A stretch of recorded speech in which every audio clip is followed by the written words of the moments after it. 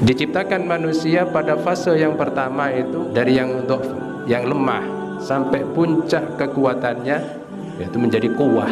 Setelah kuat dikembalikan lagi oleh Allah Subhanahu wa taala dhofah, lemah lagi. Tapi ditambah, bukan hanya sekedar lemah, ada tanda-tandanya, ada peringatannya. Wasyaibah, tumbuh uban. Kata Nabi sallallahu alaihi wasallam, jangan dicabut uban itu, karena uban itu sebagai peringatan dan nanti itu sebagai cahaya di yaumil qiyamah. Jadi yang harus kita persiapkan dimanapun kita berada di fase-fase kehidupan manusia itu, melazimkan, mengistiqomahkan zikir pagi dan sore. Kalau membaca ini 3 kali di pagi hari dan di sore hari, maka tidak akan ada yang memudaratkan sesuatu apapun. Sesuatu apapun, apa itu?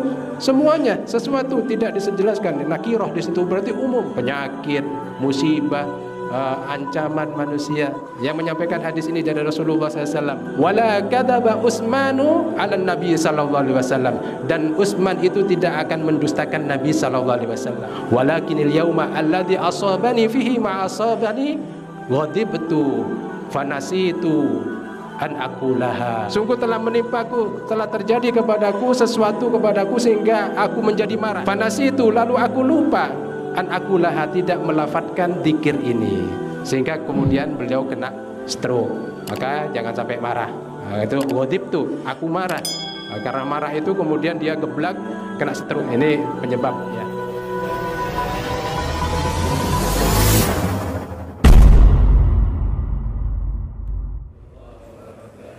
Alhamdulillahirabbil alamin, wassalatu wassalamu ala Rasulillah wa ala alihi wa ashabihi wa mawala, wala khawla wala quwwata illa billah, wa ba'd.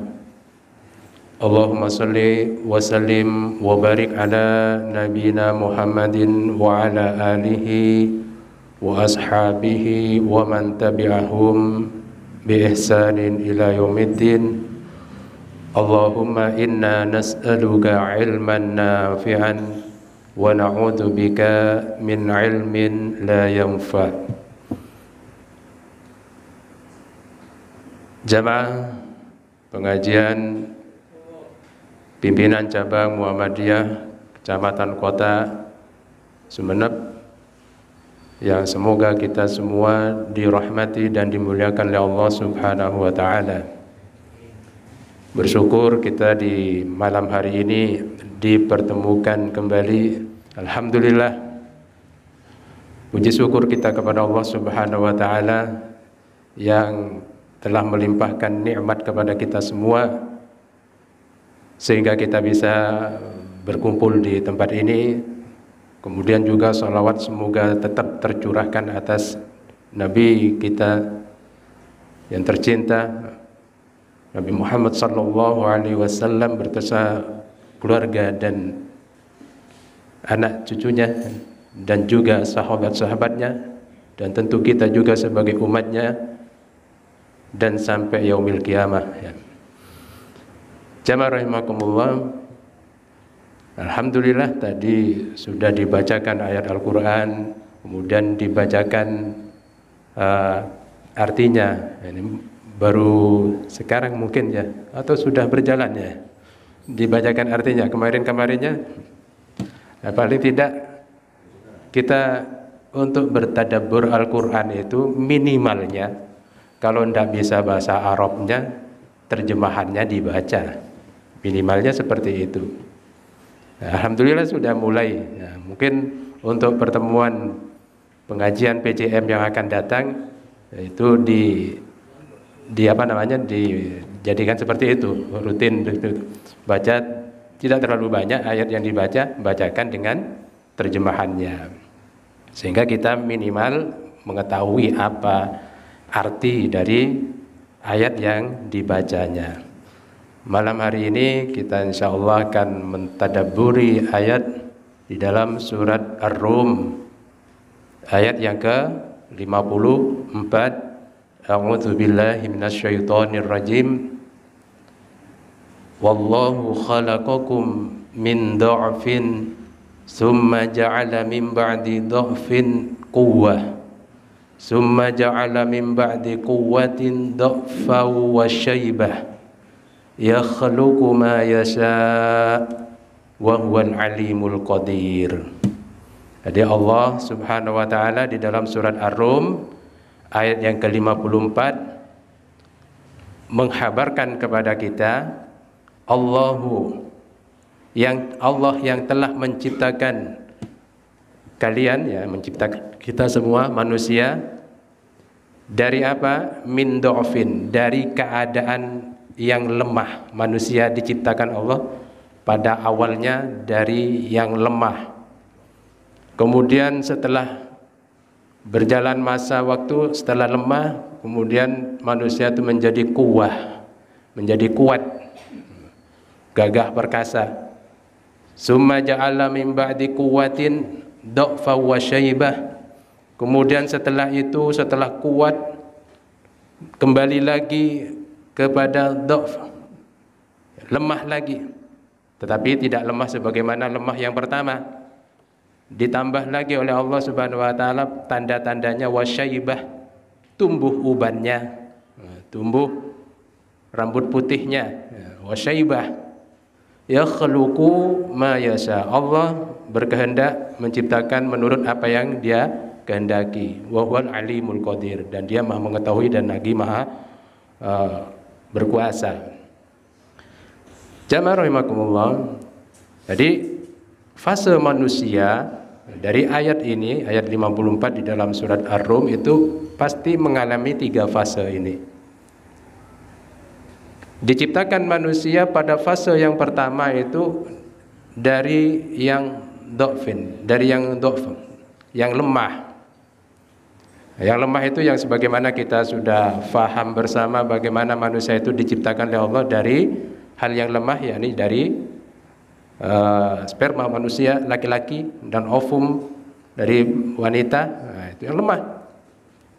Kemudian beranjak, kemudian jadi janin, jadi bayi, setelah itu jadi anak-anak dan tumbuh dewasa sampai puncak kekuatannya, yaitu menjadi kuwah.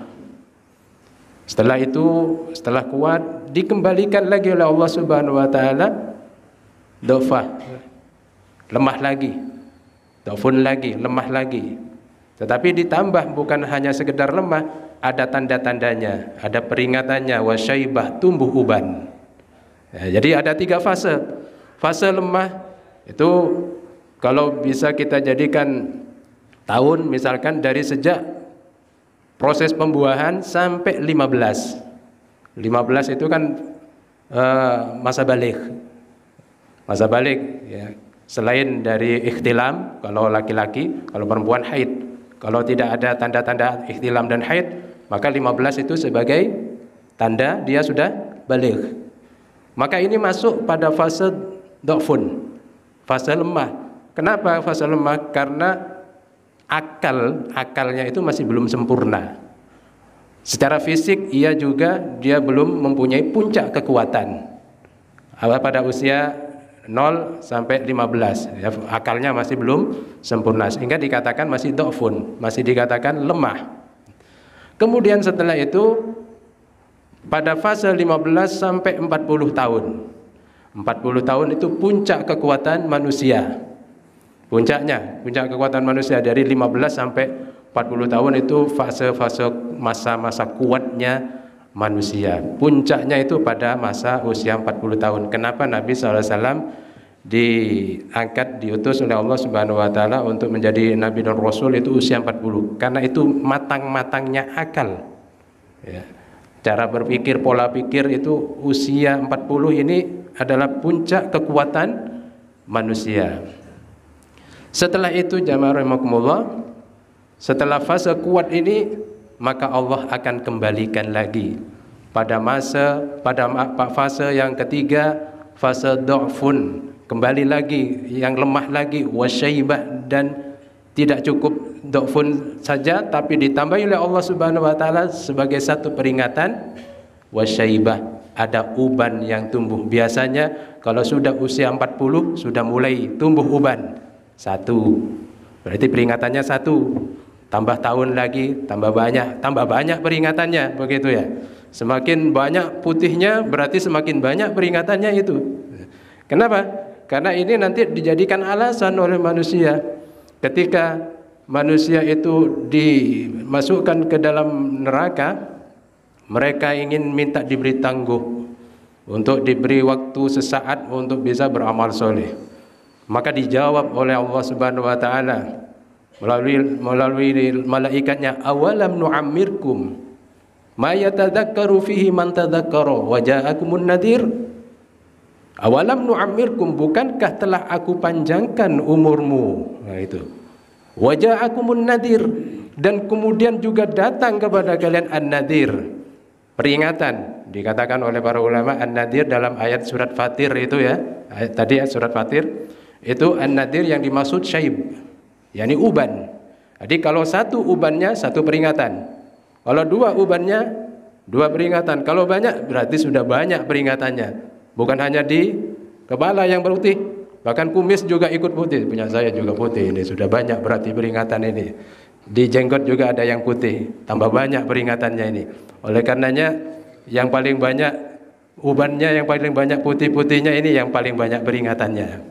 Makanya kan kata Nabi SAW, jangan dicabut uban itu, karena uban itu sebagai peringatan dan nanti itu sebagai cahaya di yaumil qiyamah. Jadi kalau banyak ubannya, yang paling banyak cahayanya nanti di akhirat. Ya, yang paling terang nanti berjalan di akhirat. Akan di akhirat gelap nanti kan gitu. Ma'asyiral muslimin, jamaah pengajian PCM pimpinan cabang Kota Sumeneb yang semoga kita semua dirahmati oleh Allah Subhanahu wa taala. Insyaallah kita ini sudah masuk di fase yang mana ini?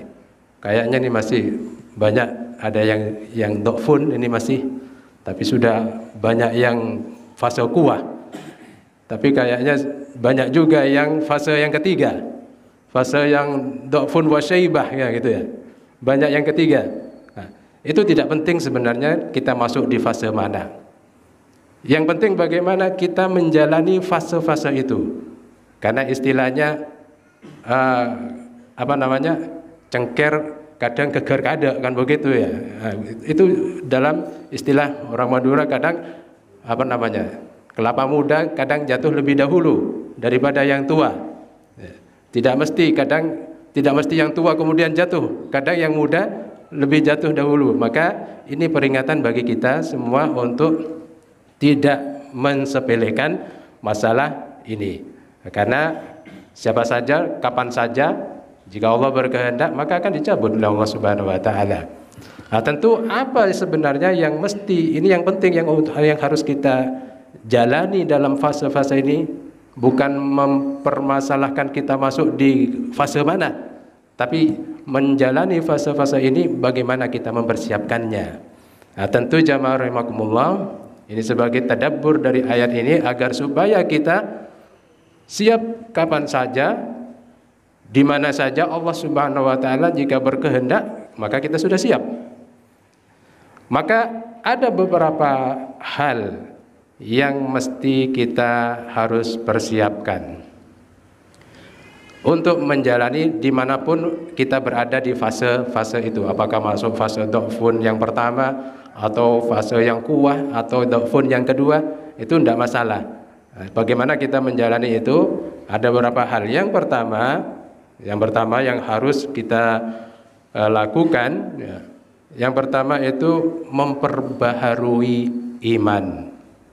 Memperbaharui iman. Jadi kata Nabi SAW, sabda Rasulullah SAW, jaddidu imanakum, perbaharurilah oleh kalian iman-iman kalian.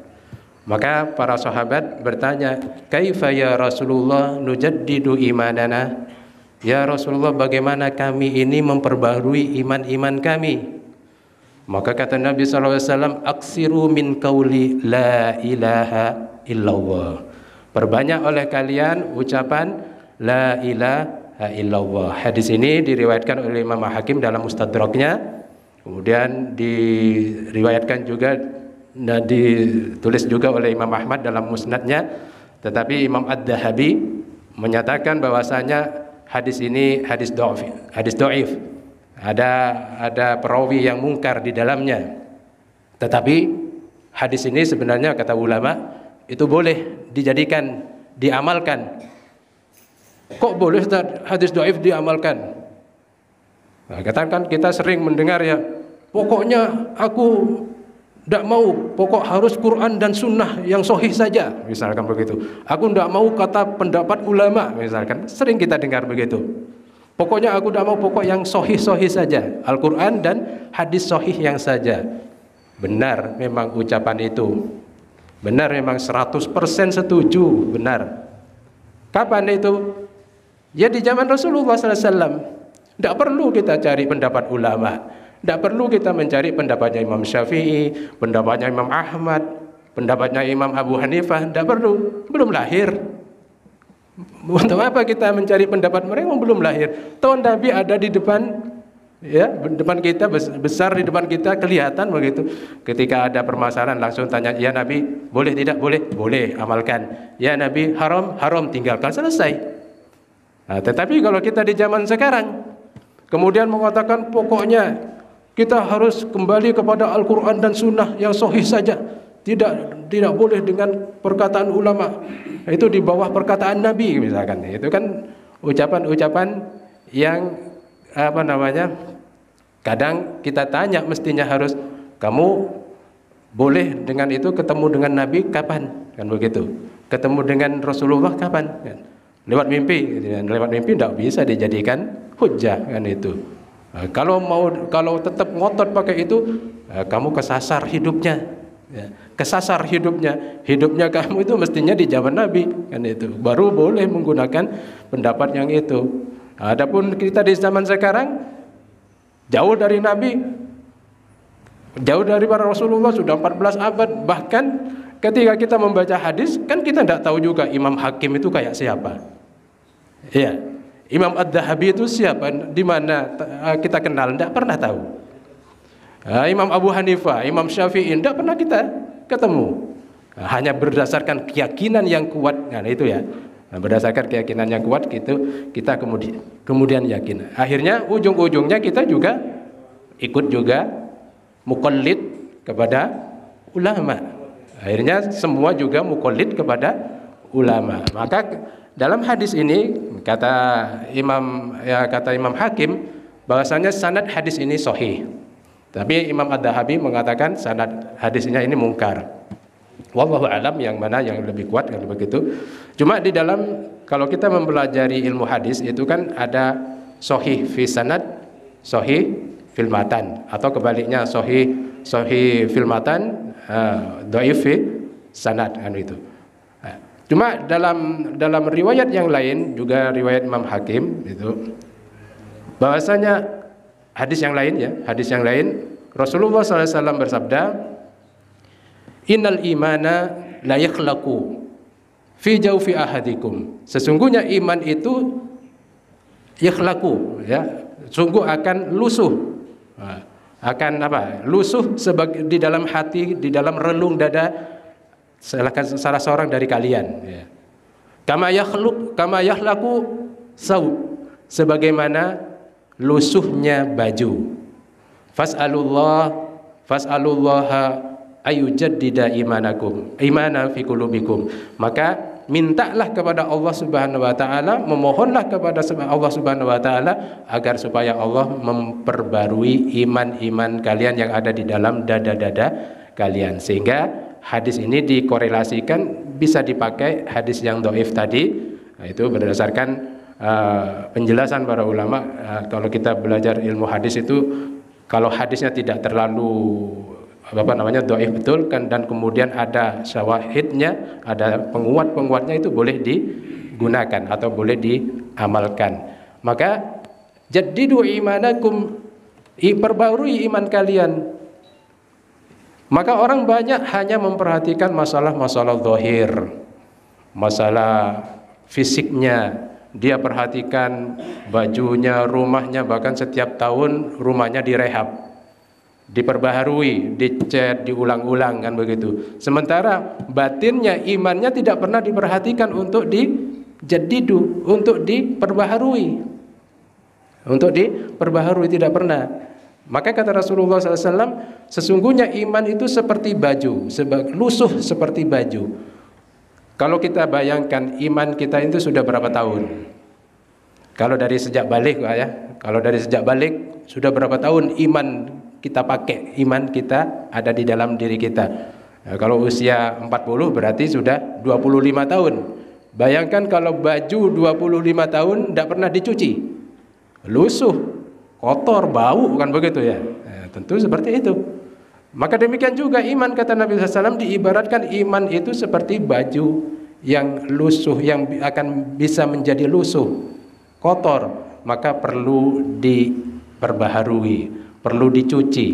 Nah, perlu dicuci. Maka cara mencucinya itu dengan salah satunya dengan memperbanyak kalimat thayyibah la ilaha illallah.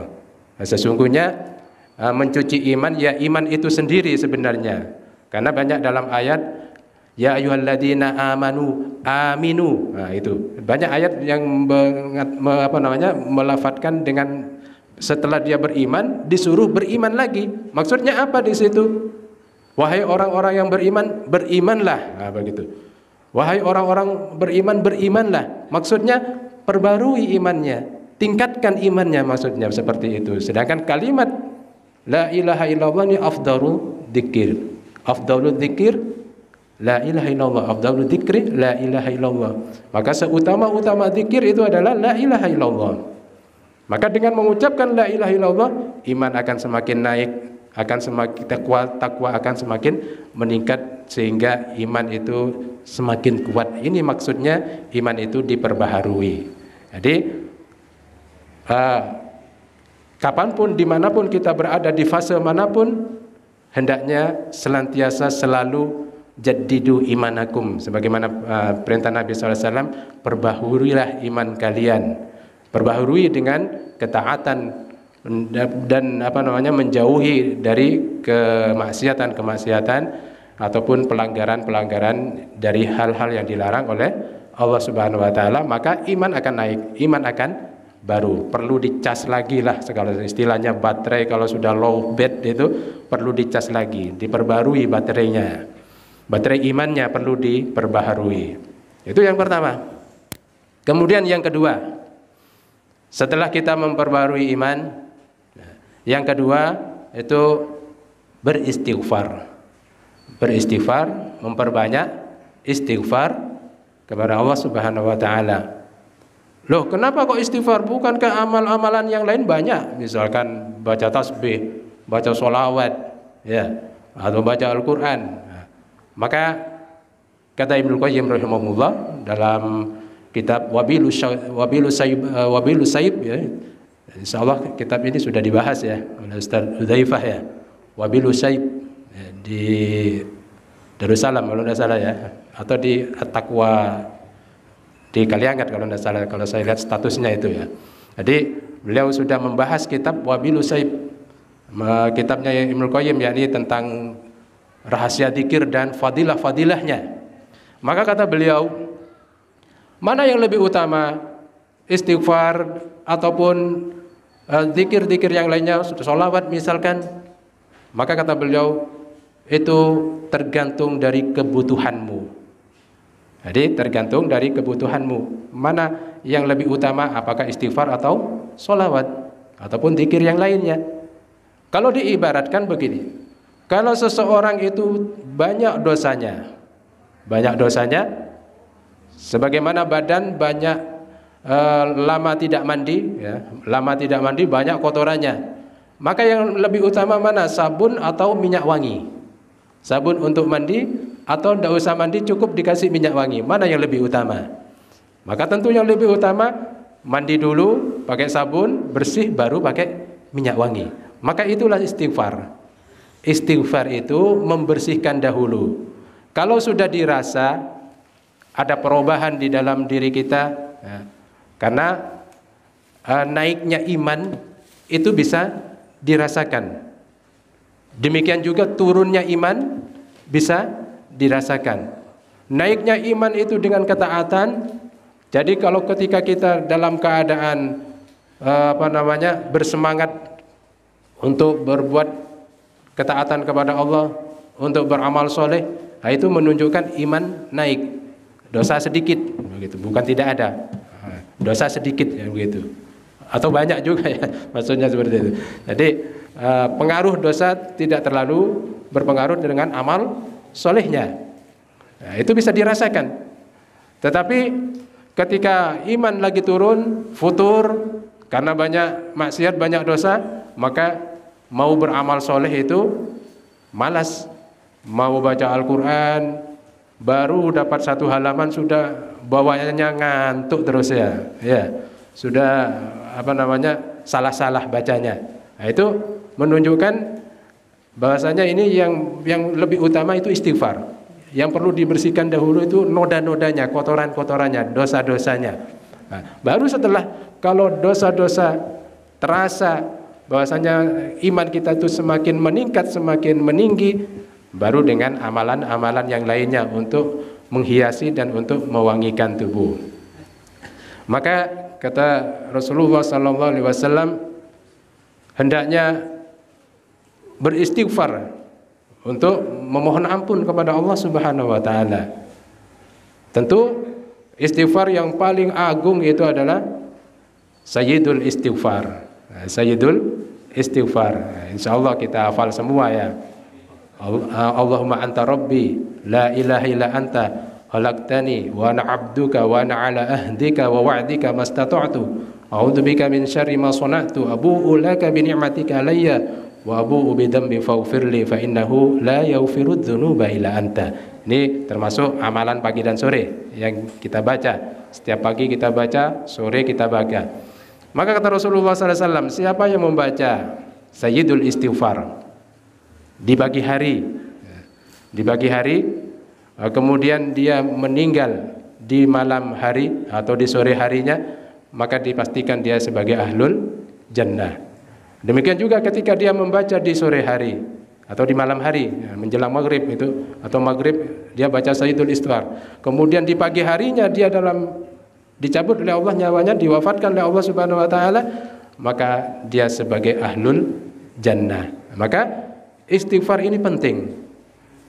Istighfar ini penting untuk kita rutinkan dalam setiap keadaan.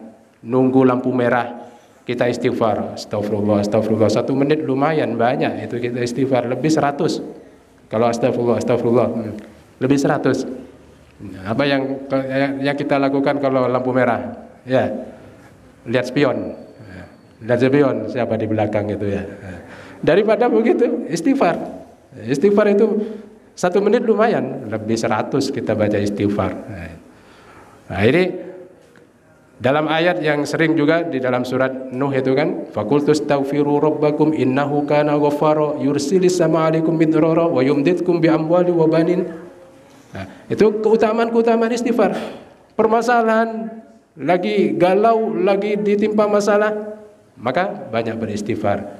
Maka jangan sampai, karena begini jamaah rahimakumullah, Allah kadang ingin mengampuni dosa seorang hamba, tetapi hamba itu sedikit istighfarnya, jarang beristighfar kepada Allah Subhanahu wa taala, maka Allah Subhanahu wa taala kirimkan kepadanya musibah, kirimkan kepadanya ujian, yang dengan itu kemudian Allah ampuni dosa-dosanya. Maka jangan sampai kita mendapat pengampunan dari Allah dengan cara seperti itu.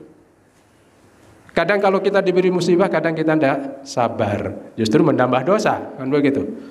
Justru tambah dosa. Maka mumpung belum ada musibah, belum, perbanyak istighfar. Nah, karena kadang musibah itu sebagai penghapus dosa.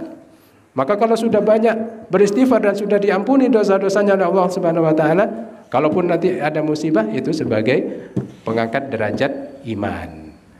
Makanya dari situ penting kita untuk banyak-banyak beristighfar kepada Allah Subhanahu wa taala. Apa merasa kita dosa kita sedikit? Banyak dosa kita. Setiap hari kita banyak dosa kita ya. Keluar dari rumah sudah berbuat dosa. Sudah berbuat dosa. Di jalan ketemu wanita tidak menutup aurat, dosa? Dosa, siapa bilang tidak dosa? Dosa. Iya, dosa. Itu akan mempengaruhi iman yang demikian. Maka untuk menutupinya banyak-banyak beristighfar kepada Allah Subhanahu wa taala. Kemudian yang ketiga, jamaah rahimakumullah, yang harus kita persiapkan, yang harus kita lakukan dimanapun kita berada di fase-fase kehidupan manusia itu, ya, melazimkan zikir pagi dan sore, ya, melazimkan, mengistiqomahkan zikir pagi dan sore. Ya, misalkan kalau di masa terutama yang sudah masuk fase yang ketiga, masuk do'fa wa syaibah, yang sudah tua dan sudah mulai beruban, ya, itu kadang perkara yang paling ditakutkan apa?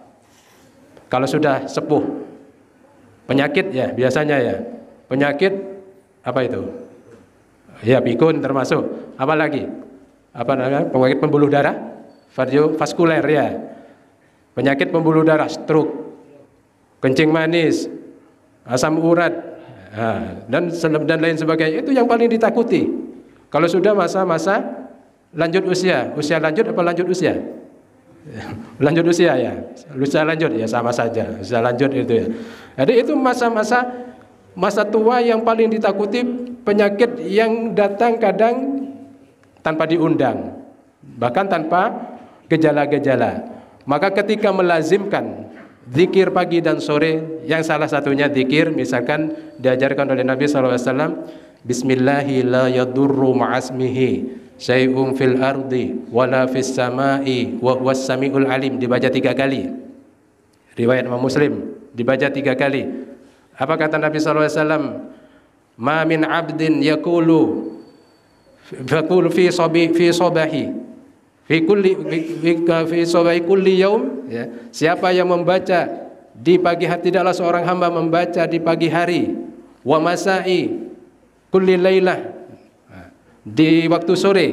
Apa yang dibaca? Bismillahirrahmanirrahim, ma'asmihi syai'un fil ardi wala fis sama wa huwa samiul alim, salasa marrat, 3 kali. Illa lam yadurruhu syai'un, maka tidak ada sesuatu pun yang memudaratkannya. Tidak ada sesuatu pun yang memudaratkannya. Tambah sedikit apa ya, menyelesaikan ini aja yang sedikit ini. Jadi tidak ada sesuatu pun yang memudaratkannya. Dahulu zamannya Covid, di Masjid Mujahidin disuruh saya tulis ini, tempel di pintu. Biar jamaah nanti baca ini. Baca Bismillahirrahmanirrahim, ma'asmihi syai'un fil ardi wala fis sama wa huwas samiul alim. Karena dengan faedah membaca ini tidak ada sesuatu pun yang memudaratkan, apapun itu, qadarullah wa syaa, itu tidak ada yang geblak di masjid waktu Covid. Ya, waktu Covid di zaman itu tidak ada yang sampai geblak sampai meninggal, tidak ada. Alhamdulillah, kan itu. Maka ini adalah kabar dari Nabi SAW. Maka kita harus yakin dan percaya 100%. Karena Nabi yang mengkabarkan tidak akan mungkin dusta. Kan begitu. Maka ini termasuk ketika kita mengimani asyhadu anna Muhammadar Rasulullah, tasdiqu bima akhbara, membenarkan dengan apa yang dikhabarkan. Maka Nabi menghabarkan kalau membaca ini 3 kali di pagi hari dan di sore hari, maka tidak akan ada yang memudaratkan sesuatu apapun. Sesuatu apapun apa itu? Semuanya, sesuatu tidak disejelaskan. Nakirah di situ berarti umum. Sesuatu apapun, penyakit, musibah, ancaman manusia. Tetapi uniknya di hadis ini, di akhir hadis ini, perawi yakni Aban bin Utsman, ya, yang putranya Utsman bin Affan yang meriwayatkan hadis ini. Ketika beliau menyampaikan hadis ini, beliau itu sudah dalam keadaan lumpuh, kena stroke. Jadi stroke sudah ada di zaman dahulu, ya, di zaman sahabat itu sudah ada stroke, kena stroke. Maka ketika beliau membacakan hadis ini, salah seorang dari yang hadir di situ memandangi Aban bin Utsman, sehingga kata beliau, Aban bin Utsman ini, "Mana katanzuru ilayya? Kenapa kamu melihatku begini? Kok melihatku seolah-olah heran?" kan begitu. Maka kata Aban bin Utsman, "Maka dzabtu ala Utsmana, aku tidak mendustakan Utsman. yang membawakan hadis ini, yang menyampaikan hadis ini dari Rasulullah SAW. Wala kadzaba Utsmanu 'ala Nabi sallallahu alaihi wasallam, dan Utsman itu tidak akan mendustakan Nabi sallallahu alaihi wasallam. Walakinil yauma alladzi asabani fihi ma asabani ghadibtu fanasitu an aqulaha. Maka kata beliau, kata Aban bin Utsman ini, sungguh telah menimpaku, telah terjadi kepadaku sesuatu kepadaku sehingga aku menjadi marah. Aku menjadi marah. Fanasitu, lalu aku lupa an aqulaha, tidak melafadzkan zikir ini, sehingga kemudian beliau kena stroke. Maka jangan sampai marah. Nah, itu ghadibtu, aku marah. Nah, karena marah itu kemudian dia geblak, kena stroke, kan begitu. Maka ini penyebab ya. Nah, itu mungkin yang bisa saya sampaikan untuk pengajian tadabbur dari surat Ar-Rum ayat yang ke-54. Mudah-mudahan kita bisa mengambil manfaat dan faedah untuk bisa saling mengingatkan ya. Nah, tentu untuk yang berbicara ya, terutama untuk tawasau bil haqqi, tawasau bis sabr. Ya, semoga kita senantiasa dimudahkan oleh Allah Subhanahu wa taala untuk mengamalkan agama ini, mengikuti sunnah-sunnah Nabi SAW, dan mudah-mudahan senantiasa kita ditetapkan iman kita sampai akhir hidup kita, diwafatkan dalam keadaan kita husnul khatimah. Akhiru da'wana alhamdulillahirabbil alamin. Assalamualaikum warahmatullahi wabarakatuh.